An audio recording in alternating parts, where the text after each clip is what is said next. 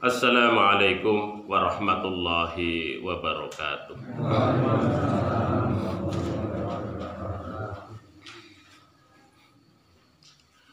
Alhamdulillah. Alhamdulillahilladzi hadana lihada wa ma kunna linahtadiya laula an hadana Allah.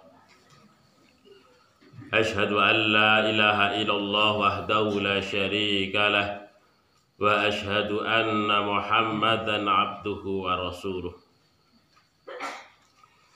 Allahumma salli wa sallim wa barik ala Muhammad wa ala alihi wa ashabihi wa man tabi'ahum bi ihsani ila yaumil qiyamah, amma ba'd. Bapak-bapak, ibu-ibu, saudara-saudara sekalian yang dirahmati oleh Allah Subhanahu wa taala. Alhamdulillah, segala puji dan syukur senantiasa kita panjatkan kehadirat Allah Subhanahu wa taala atas segala limpahan nikmat yang Allah karuniakan kepada kita bersama. Alhamdulillah, pada kesempatan kali ini kita masih bisa dalam kesempatan ini untuk mengkaji ayat-ayatnya Allah Subhanahu wa taala. Mudah-mudahan ini sebagai amal soleh kita yang dicatat oleh Allah Subhanahu wa taala dan dapat menjadi sangu kita, bekal kita menuju ke hadiratnya Allah Subhanahu wa taala. Kemudian sholawat serta salam mudah-mudahan senantiasa tercurah kepada junjungan kita, Nabi kita Muhammad sallallahu alaihi wasallam. Mudah-mudahan juga kepada para keluarganya, sahabatnya, termasuk juga kita semua ini yang setia kepada sunnah beliau. Jemaah yang dirahmati oleh Allah Subhanahu wa taala, pada kesempatan kali ini saya akan menyampaikan tentang Jumat, sejarah dan keutamaan Jumat. Mungkin nanti untuk berikutnya mungkin masih tetap juga membahas tentang Jumat itu, karena memang agak ini saya baru menyampaikan tentang keutamaan dan sejarah singkatnya begitu ya. Untuk teknisnya mungkin nanti minggu yang akan datang. Bapak Ibu yang dirahmati oleh Allah Subhanahu wa taala, nah ini surat Al-Jumu'ah. Surat Al-Jumu'ah. Kalau dalam bahasa Indonesia itu dibaca Jumat untuk memudahkan. Nek Jumu'at itu rada angel wong Indonesia itu ya. Jumu'ah. Sebenarnya bahasa Jawa hampir mendekati itu. Jumu'ah dari kata Jumu'ah. Aslinya itu kalau jumhur ulama itu membacanya Jumu'ah. Aslinya ngoten niku. Memang ada qiraah lain yang membaca dengan mendomahkan mimnya Jum'at. Tapi jumhur itu membacanya Jumu'ah. Nah, itu. Dengan mimnya itu di domah ya. Di domah. Itu.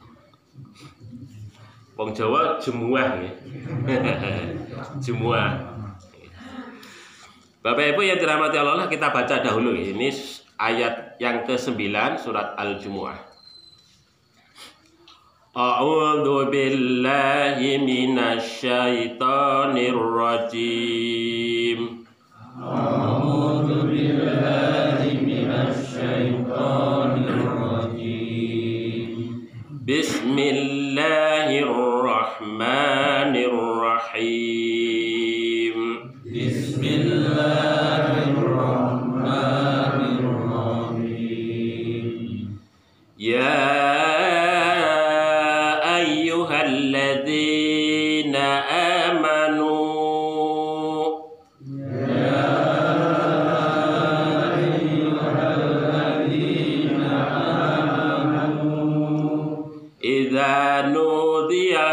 sholati min yaumil jumu'ah.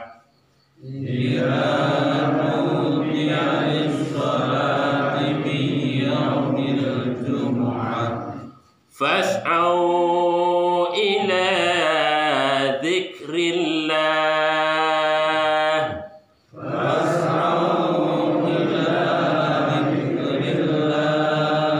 Wa dzarul bai'.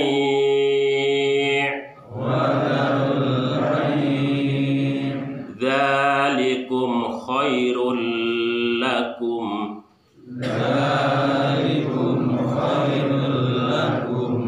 In kuntum ta'lamun.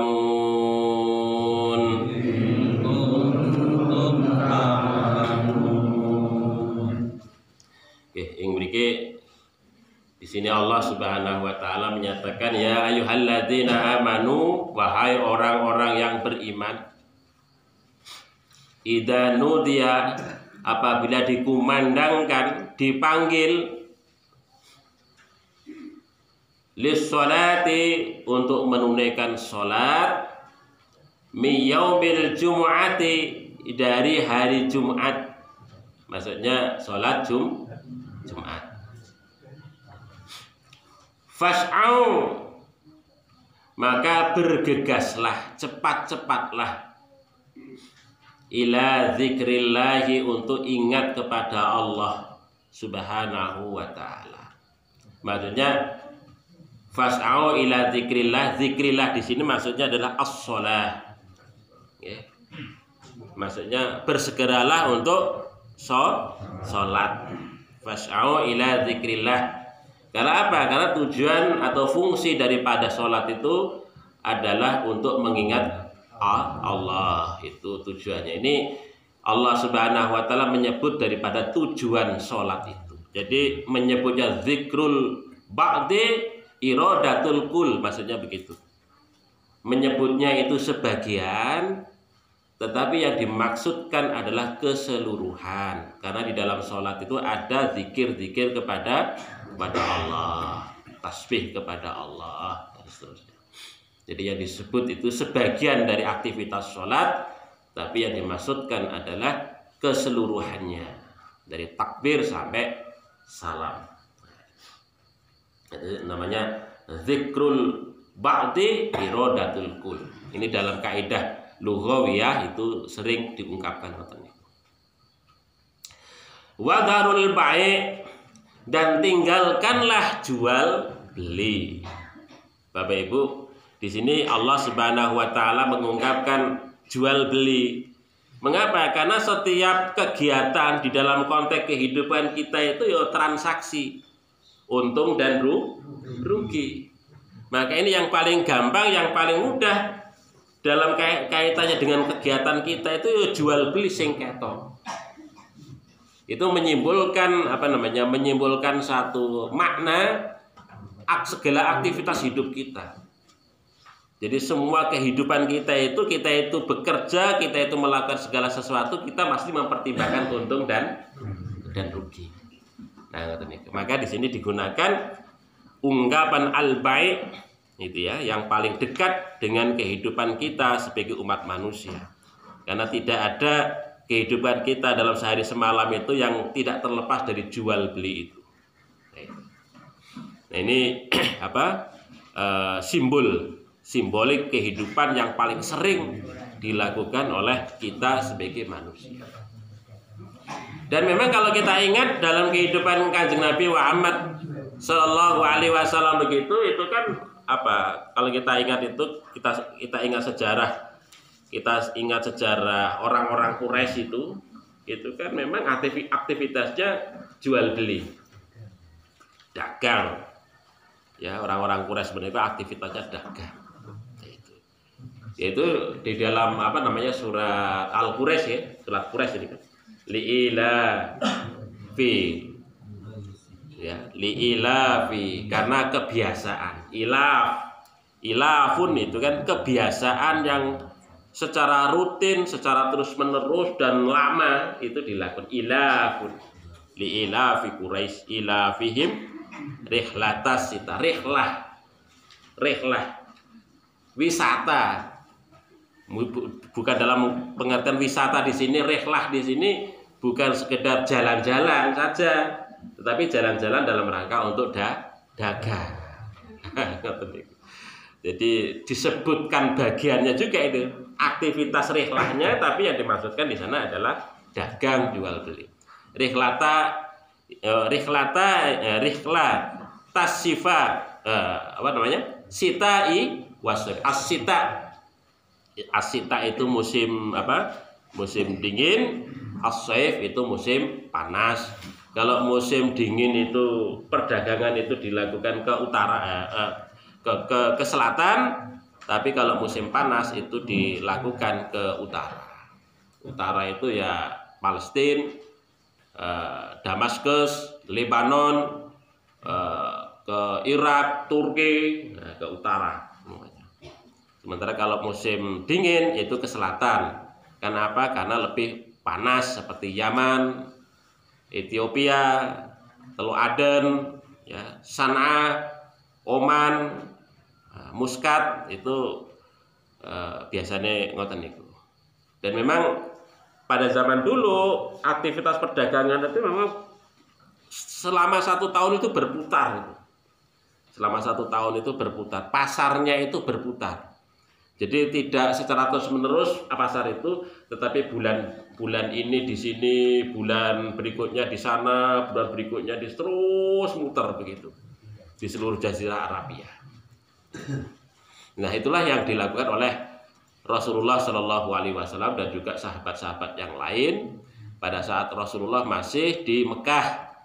Ya, pada saat beliau belum diutus menjadi seorang nabi dan seorang rasul. Ketika beliau sudah diutus itu, maka ya aktivitas beliau berhenti dari dagang itu karena apa? Concern kepada dakwah, menyampaikan dakwah kepada umat ini. Nah, ini disebutkan wadarul bai', tinggalkanlah jual beli. Ini perintah, apa namanya, larangan Bapak Ibu sekalian. Apa namanya? Sigotnya ini perintah, tapi yang dimaksudkan larangan. Tinggalkanlah jual beli. Maksudnya tidak boleh berjual beli. Makanya kalau sudah adzan tiba, Bapak Ibu sekalian, adzan Jumat, Allahu Akbar, sudah tinggalkan. Kalau masih begitu haram. Aktivitas yang kita lakukan menjadi haram. Kalau sudah adzan, kita harus semua tinggalkan, apapun, sepenting apapun itu harus kita tinggalkan, terutama bagi kaum laki-laki ya. Bagi kaum laki-laki, kalau masih adzan kok isi dua duit.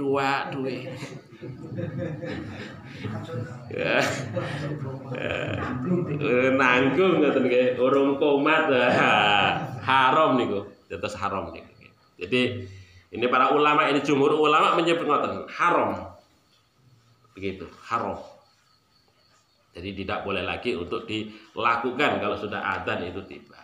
Kalau pada zaman Nabi niku adzan itu cuma sekali. Pada saat adzan yang pertama itu ya cuma sekali itu. Tapi sekarang kan ada yang adzan pertama, ada yang adzan kedua. Ada masjid yang menggunakan cuma adzan 1 kali, ada yang menggunakan adzan dua kali. Kalau adzan yang kedua kali itu yang haram di mana? Adzan yang kedua. Karena itu yang masyru'. Ya, adzan yang masyru', adzan yang disyariatkan. Adzan yang pertama itu kan adzan yang muncul ketika zamannya Utsman bin Affan.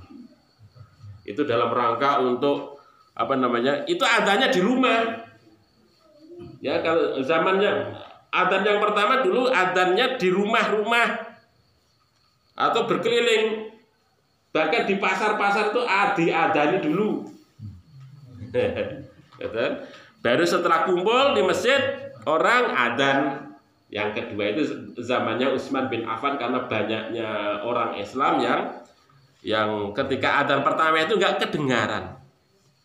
Itu maka kemudian Utsman menyelenggarakan adzan yang pertama dan yang kedua itu. Nah, maka kapan haramnya itu? Ya adzan yang kedua itu yang masyru'. Itu yang ada pada zaman Rasul Shallallahu Alaihi Wasallam. Maka Bapak Ibu yang dirahmati oleh Allah, ya sepenting apapun ketika adzan yang kedua, kalau kita di Muhammadiyah itu cuma adzan 1 kali ya adzan itu maka sudah berhenti, kita tinggalkan sepenting apapun, karena kemudian menjadi haram gitu ya. Bapak Ibu yang dirahmati oleh Allah Subhanahu wa taala, sedikit terkait dengan masalah syariat Jumat ini. Kalau saya membaca di dalam tafsirnya Ibnu Katsir, memang syariat Jumat itu sudah ada pada zaman Mekah. Perintah Jumat menikah ketika Rasul Shallallahu Alaihi Wasallam sebelum hijrah